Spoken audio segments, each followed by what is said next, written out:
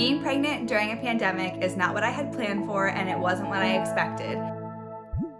Before I got pregnant, I had always thought about how we would tell our friends and family the exciting news. And I didn't expect that I would be doing it over Zoom and FaceTime. And it sort of took the wind out of my sails, if I'm being honest. But we tried to look at the bright side, and we've made a lot more time for our friends and family, staying connected over the internet and doing like cute little happy hours, stuff like that. So it hasn't been all bad. Something I hadn't thought would be so difficult before all of this started was meeting other moms in my area. I just always figured I would do what my mom did, which was prenatal aerobics in the 80s and 90s, and I hadn't considered what I would do if that wasn't an option. Now I'm doing all of my yoga workouts at home, and the only people I'm meeting are the people I already know, like my dog and my husband. I have found some apps you can use to meet other moms or parents to be in your area. One I really like is called Peanut, and it's sort of like Bumble or Tinder in that you can swipe left or right on moms. I've really enjoyed matching with people that way and being able to chat with people who are going through the exact same thing I'm going through in this kind of crazy time. However, since we can't meet up in person, it hasn't been quite the same as it would have been before. Another way I always thought I would meet soon-to-be parents in our area was through birthing classes and the hospital tour. Both of these are now all virtual, and it's definitely made things a little bit more challenging. Our hospital tour was a 90-second YouTube video, and I did not get the chance to ask any of the questions I wanted to about where we park our car, what entrance we should use, all of that. So it's been definitely different than what I expected. Not being able to do birthing classes in person has also been a challenge. I do like that we can rewind and rewatch portions of the videos that we might have missed if we were there in person, but it's really distracting to do the videos at home in your apartment or house.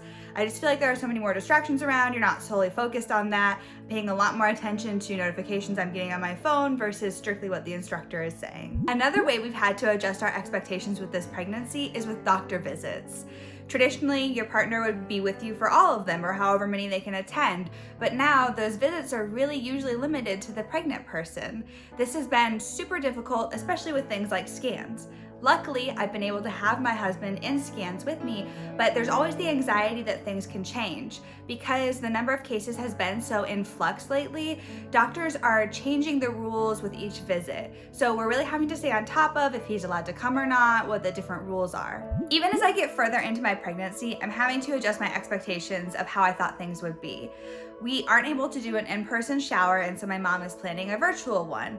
It has been nice though, because people who might not be able to attend previously, since everyone's spread out all over the country, are able to join us for that celebration. Additionally, it's been really hard to figure out the logistics of how our parents are going to get here to meet their grandbaby. It's hard, it's a lot of travel, they're across the country, and it's difficult trying to problem solve that entire situation. It's been super endearing to see how hard they're willing to work to travel safely, quarantine, and prepare all in advance of meeting our new baby. Despite all of these challenges, there have been a few silver linings that I'm really appreciative of. It was really nice during my first trimester, when I had all-day morning sickness, to be able to be home in my pajamas on my couch working from home.